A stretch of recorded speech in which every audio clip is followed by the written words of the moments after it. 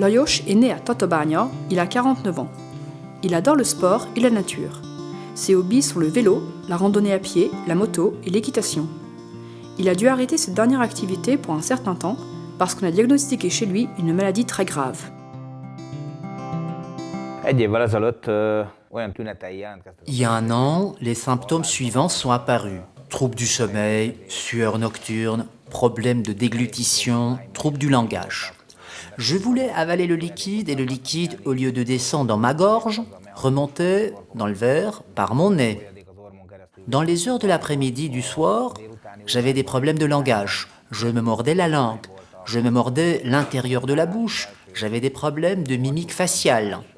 Par ailleurs, j'avais des problèmes musculaires, d'articulation, de mémoire, ou plus précisément, je n'arrivais pas à me souvenir des noms.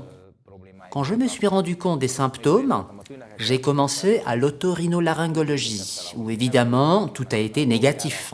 De là, je suis allé à la neurologie. Là, on m'a fait des examens médicaux, des scans, toutes sortes d'examens. Puis ils ont conclu que j'avais une maladie appelée myasthénie grave. Je suis allé à Budapest, au département de chirurgie thoracique de l'Institut d'oncologie. Depuis, je suis à l'hôpital Jan Ferenc, où mon traitement se poursuit aujourd'hui encore.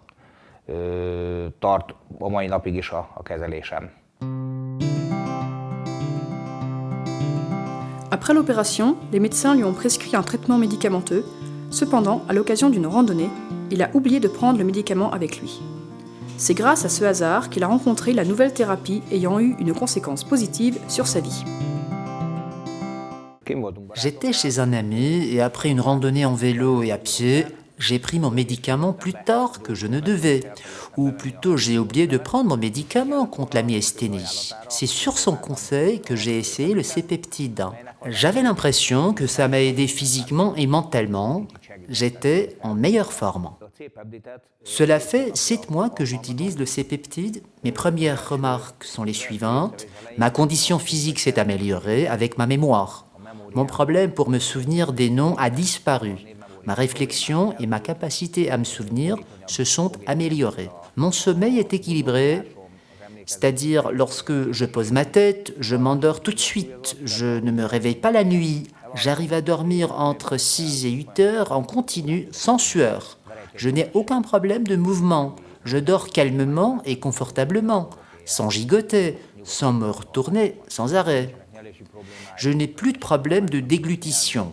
Je peux déglutir, parler, communiquer normalement. Tous mes muscles fonctionnent normalement, pour les mimiques aussi, comme vous pouvez le voir. Je pense que je m'améliore autant au niveau physique que mental.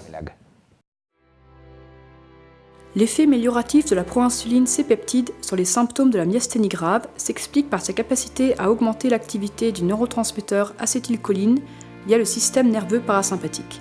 Les médicaments actuellement employés contre la myasthénie grave visent eux aussi les récepteurs acétylcholine.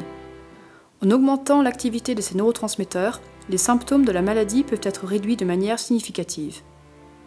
Il est probable également que le système nerveux parasympathique, qui arrive à soulager l'inflammation et qui a des caractéristiques auto-immunes, aide aussi la guérison.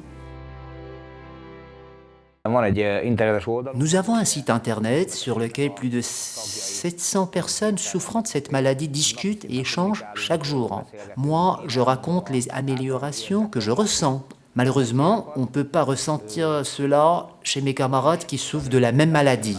Chez eux, leurs conditions stagnent ou même empirent. Ma femme aussi a remarqué, on se voit tous les jours, évidemment, pour elle, c'est plus difficile de remarquer les changements puisqu'on est ensemble tous les jours. Mais elle a dit, et mon ami aussi, que si on ne sait pas ce dont je souffre, il est absolument impossible de dire que je suis atteint de myasthénie grave.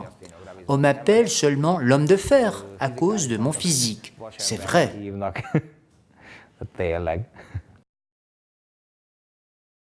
Les informations publiées n'ont pas été approuvées par l'Institut national de pharmacologie et de nutrition, ni par aucune autre institution sanitaire. Nous ne prétendons pas diagnostiquer, traiter, guérir ou prévenir des maladies. Les informations partagées poursuivent uniquement un but éducatif. Nous vous prions de consulter dans tous les cas votre médecin, plus particulièrement en cas de grossesse, d'allaitement, de traitement médicamenteux ou de maladie.